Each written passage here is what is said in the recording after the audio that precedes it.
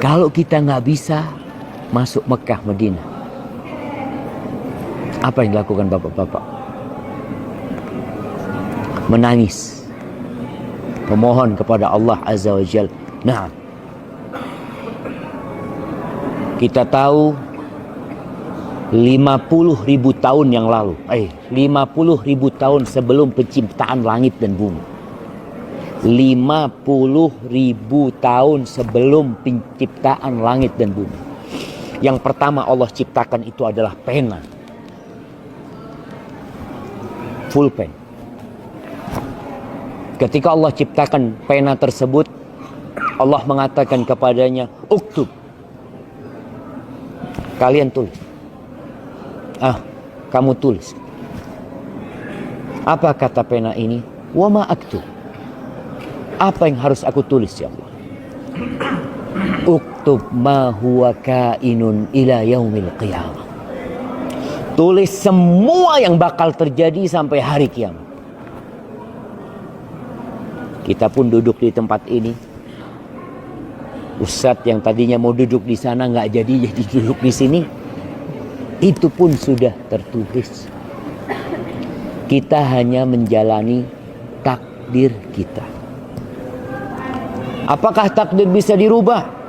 Kata Rasulullah sallallahu alaihi wasallam, la yaruddul qada illa ad-du'a wa la yazidu fil umri illa al-bir. Tidaklah dapat merubah takdir kecuali doa. Dan doa pun dari takdir Allah Azza wa Jalla. Artinya kita tidak pernah lepas dari takdir Allah Subhanahu wa taala. Umar bin Khattab radhiyallahu anhu ketika di Syam ini pernah terjadi wabah penyakit taun di sini, di negeri Syam. Ketika itu Umar bin Khattab hendak masuk ke negeri tersebut, dengar berita negeri tersebut sudah terkena wabah penyakit. Maka Umar nggak jadi masuk.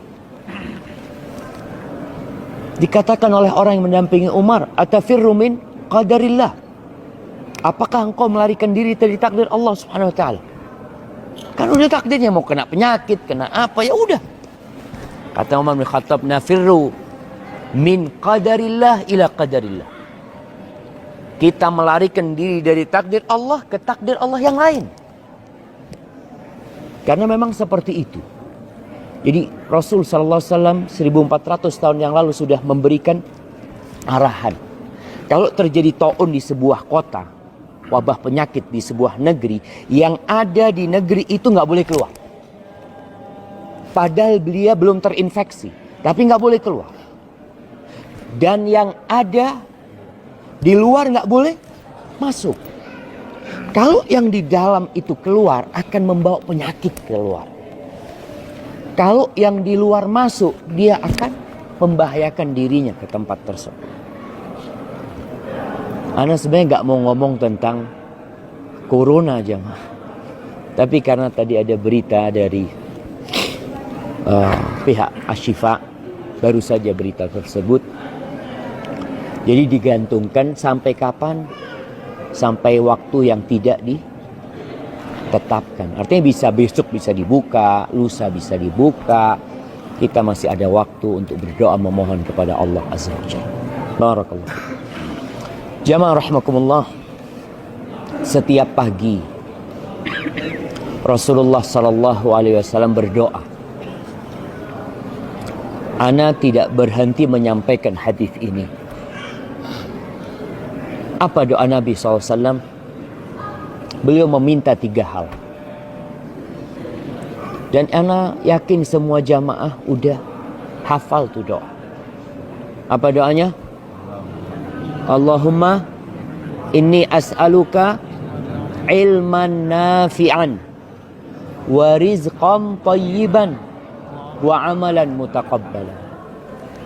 Ya Allah, aku memohon kepadamu ilmu yang bermanfaat. Kalau kita lihat bagaimana pedulinya Islam itu dengan ilmu. Awal ayat yang turun apa? Iqra. Awal ayat turun di negeri yang tidak ada sekolahan, nggak ada perkuliahan, di sebuah kampung yang terkenal dengan buta huruf. Bahkan Nabi SAW nggak bisa baca, nggak bisa nulis. Allah perintahkan membaca. Apa yang kita baca? Ilmu apa yang kita pinta? Semua ilmu yang bermanfaat.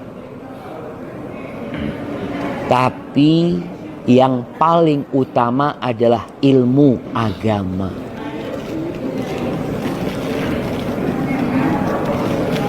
Pagi ini kita belajar ilmu agama. Kita melihat di Indonesia. Dan mungkin juga di Palestina. Mungkin juga di negeri-negeri yang lainnya. Kepedulian kepada ilmu agama itu sangat minim sekali. Slogan yang mengatakan kita harus seimbang, balance antara iptek dan imtak, antara ilmu pengetahuan teknologi dan iman dan takwa. Ternyata secara aplikasi dalam pendidikan enggak. Agama dapat berapa persen? Di SD. Tuh kita orang tua yang nyekolahkan anaknya di SD. Mungkin hanya dapat 3 jam. Apakah itu dikatakan seimbang? Sedangkan nih anak akan hidup di dunia mungkin 70 tahun. Mungkin 100 tahun hidup di dunia. Artinya dia perlu ilmu untuk hidup selama 100 tahun. Coba dipelajarin ilmu apa yang diperlukan selama 100 tahun. Tapi dia hidup setelah kematian berapa tahun? Nabi kita Muhammad SAW berapa tahun di kuburannya? Beliau hidup di dunia cuma 63 tahun. Di kuburannya beliau sudah hidup berapa tahun jemaah?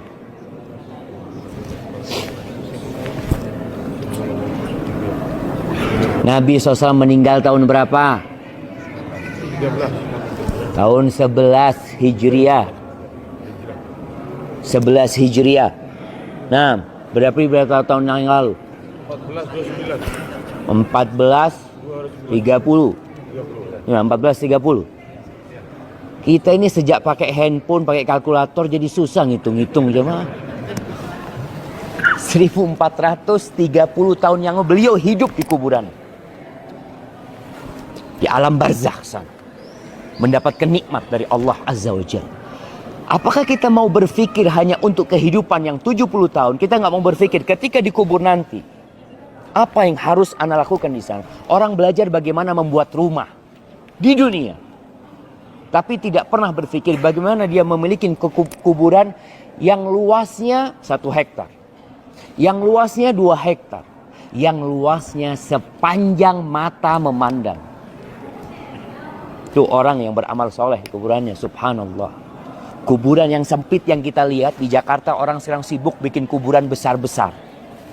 Ada apa yang besar-besar di Jakarta? Sandiago Hill. Iya, Sandiago Hill. Oh, katanya besar berapa meter, nanti ada kolam renangnya.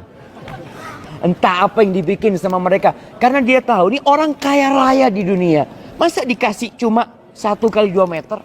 Ini orang punya tanah mungkin ada 100 hektar. Mungkin dia punya lahan sebesar ribuan hektar. Masa setelah mati cuma dikasih lahan seperti itu? Keluarganya mulai berpikir, kasih yang besar dong. Berapa?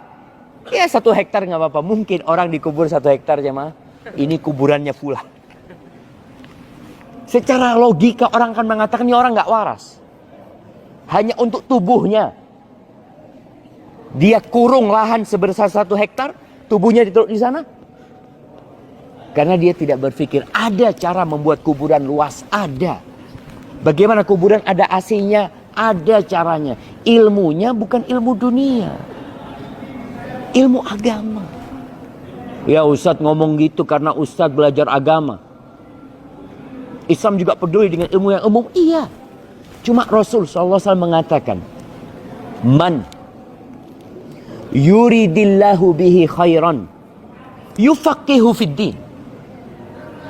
Siapa saja orang yang Allah ingin kebaikan buat orang itu. Allah ingin kebaikan buat orang itu. Allah bikin orang itu mendalami dan memahami ad-din, agama. Sekali lagi Ana katakan, semua ilmu yang bermanfaat pelajarin. Tapi jangan lupa sama ilmu agama. Karena ilmu agama ini akan mengantarkan kita dalam kehidupan yang panjang sekali. Bahkan kalau kita bicara kewajiban, menuntut ilmu itu kewajiban. Talabul ilmi faridatun ala kulli muslim. Menuntut ilmu itu kewajiban buat setiap muslim. Banyak orang tua berpikir kewajiban makanya anaknya wajib sekolah 9 tahun.